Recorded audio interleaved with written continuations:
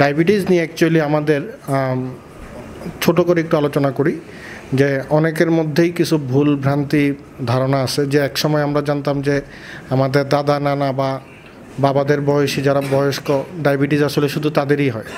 আসলে ডায়াবেটিস দুই ধরনের, দুইটা টাইপ আছে ডায়াবেটিসের। একটা হলো টাইপ 1 ডায়াবেটিস মেলাইটাস, আর একটা হলো টাইপ 2 ডায়াবেটিস মেলাইটাস।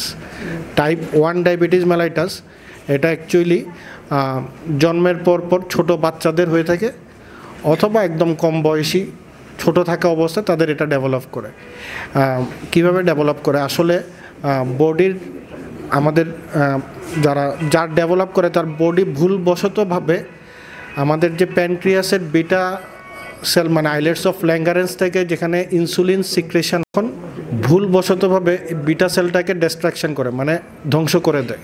তো ধ্বংস করে দেওয়ার কারণে আমাদের বডিতে তখন প্যানক্রিয়াসের বিটা সেল থেকে আর কোনো ইনসুলিন রিলিজ হতে পারে না বা প্রোডাকশন হতে পারে না।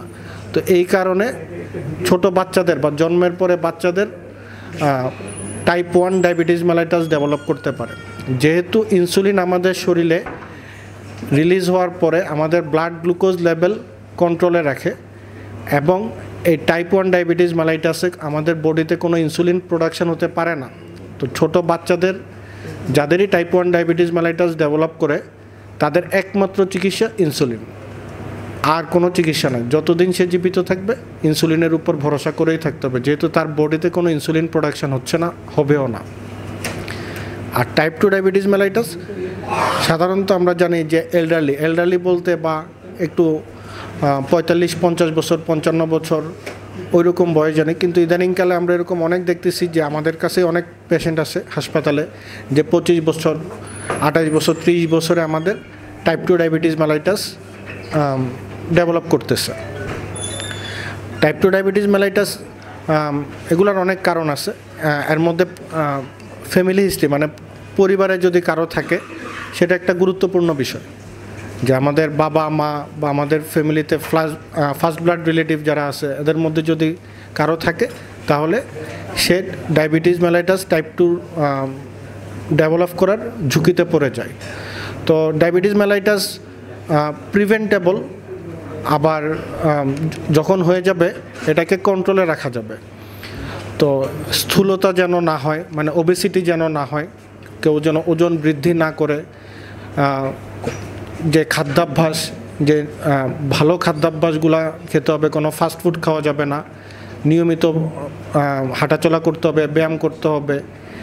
এই জিনিসগুলো যদি করা যায় তাহলে টাইপ 2 ডায়াবেটিস মেলাইটাস অনেকটাই প্রিভেন্টেবল এবং প্রতিরোধ করা যাবে।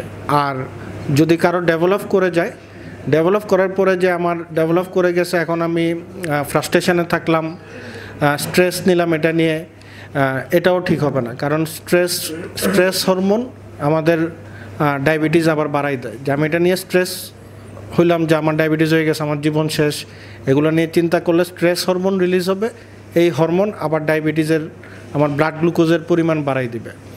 তো এটাকে নিয়ে ঘাবড়ানোর কিছু নাই।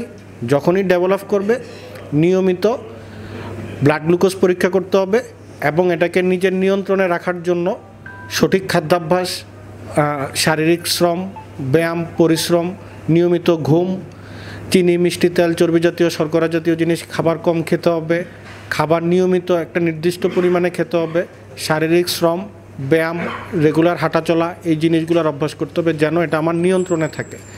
কারণ যদি নিয়ন্ত্রণে না থাকে ডায়াবেটিস বলা যেতে পারে একটা মরণ ব্যাধি আমাদের জন্য। কারণ এটা ইফেক্ট করে না শরীরের আসলে এমন কোনো জায়গা নেই, মাথার চুল থেকে পায়ের নখ পর্যন্ত প্রতিটা জায়গাকেই ইফেক্ট করে। আনকন্ট্রোল থাকলে চোখে ভিশন মানে আমাদের দেখার যেই শক্তিটা, প্রবণতা, এটা কমে আসবে, কিডনিতে ইফেক্ট করবে এবং লং টার্ম ইফেক্ট হবে। তারপরে আমাদের ডায়াবেটিসের কারণে যদি কেউ ওয়েট বেশি হয় তারপরে আমাদের রক্ত চলাচল, শরীরের বিভিন্ন অঙ্গে রক্ত চলাচল কমে যেতে পারে। রক্ত চলাচল কমে গেলে ওই জায়গাটা একটা সময় পচন ধরে যাবে। তো এগুলোর জন্য ডুপ্লেক্স স্টাডি আছে কুমিল্লা, আমাদের ডুপ্লেক্স স্টাডি গুমতি হাসপাতালে করেন, আমাদের মুজিবুর রহমান স্যার একমাত্র কুমিল্লায় গুমতি হাসপাতালেই হয় ডুপ্লেক্স স্টাডি। তো অতটুক পর্যন্ত যেন আমাদের না যেতে হয়। তো সেজন্য আমাদেরকে অবশ্যই এই নিয়মকানুনগুলো মেনে চলতে হবে। আর নিয়মিত ডায়াবেটিস পরীক্ষা করতে হবে এবং পরীক্ষা করে রিপোর্ট অনুযায়ী যখন ওষুধ লাগবে, মুখে ওষুধ দিয়ে পসিবল, তখন মুখের ওষুধে ডায়াবেটিস কন্ট্রোল রাখতে হবে। এবং যখন মনে হবে যে না, ডাক্তারের পরামর্শ অনুযায়ী ইনসুলিন নিতে হবে, ইনসুলিনে যেতে হবে।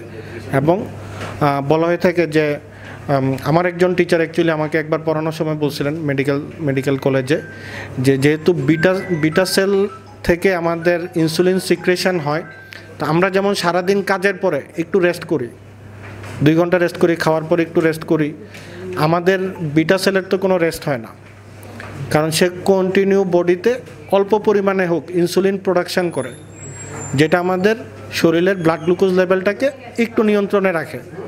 আর বাকিটা আমরা বাহির থেকে ওষুধ বা ইনসুলিনের মাধ্যমে সাপোর্ট দিই, কিন্তু সে কিন্তু তার কাজ বন্ধ রাখে না।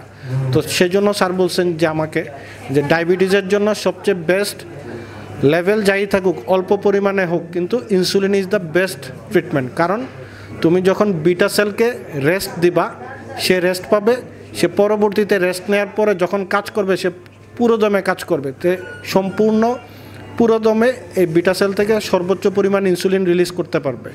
যেটা তুমি রেস্ট না দিলে সে আস্তে আস্তে তার কার্যক্ষমতা কমতে থাকবে, ইনসুলিন প্রোডাকশনও কমতে থাকবে, রিলিজও কমতে থাকবে। তো ইনসুলিন নিয়ে আসলে ভয়ের কিছু নাই। একটা সময় ছিল যে সিরিঞ্জ দিয়ে নিত, এখনও নেয়। এখন নিজেদের জন্য পেন ফিল আছে, কুইক পেন পাওয়া যায়, কুইক পেনে নিজেদের সাহস করলে নিজেরাই দেওয়া যায়। ইনসুলিন ভয়ের কিছু নাই। আবার ভ্রান্ত ধারণা আছে যে ইনসুলিন যদি একবার নেওয়া শুরু করে জীবনে বন্ধ করা যাবে না, আসলে এরকম কিছু না। ইনসুলিন অবশ্যই বন্ধ করা যাবে যদি আপনার ডায়াবেটিস নিয়ন্ত্রণে রাখা যায়। নিজেদের মধ্যে খাদ্যাভ্যাস সব কিছু হাঁটাচলা করে যদি নিয়ন্ত্রণে রাখা যায়, ইনসুলিন অবশ্যই বন্ধ করা যাবে। এটা একটা ভ্রান্ত ধারণা যে ইনসুলিন একবার শুরু করলে কখনো বন্ধ করা যাবে না, এটা আসলে ভুল ধারণা। তো আসলে ভয়ের কিছু নাই। শুধু জীবনে ভালো রাখতে হলে, নিজেকে ভালো রাখতে হলে নিয়মকানুনগুলো মেনে চলতে হবে। আর নিয়মিত শারীরিক শ্রমগুলো করলেই, নিয়মিত কনসালটেন্ট দেখাইতে হবে, পরীক্ষা নিরীক্ষাগুলো করতে হবে। ডায়াবেটিসের কারণে যেসব ঝুঁকিগুলো আমরা জীবনে ফেস করতে পারি বা হইতে পারে আমাদের কমপ্লিকেশন, এই জিনিসগুলোর দিকে খেয়াল রাখতে হবে। নিয়মিত ডাক্তার দেখায় পরামর্শ অনুযায়ী মুখে ওষুধ দিয়ে কন্ট্রোল হলে মুখে ওষুধ, যদি ইনসুলিন লাগে তাহলে ইনসুলিনের দিকে চলে যেতে হবে। ভয় পাওয়ার কোনো কারণ নাই। কমপ্লিকেশন আমাদের হাতে, যদি আমরা কন্ট্রোল করতে পারি, আমরা আমাদের ব্লাড গ্লুকোজ লেভেল নিজেদের নিয়ন্ত্রণে রাখতে পারি, তাহলেই কোনো কমপ্লিকেশন আর ইনশাল্লাহ ডেভেলপ করবে না। ধন্যবাদ সবাইকে।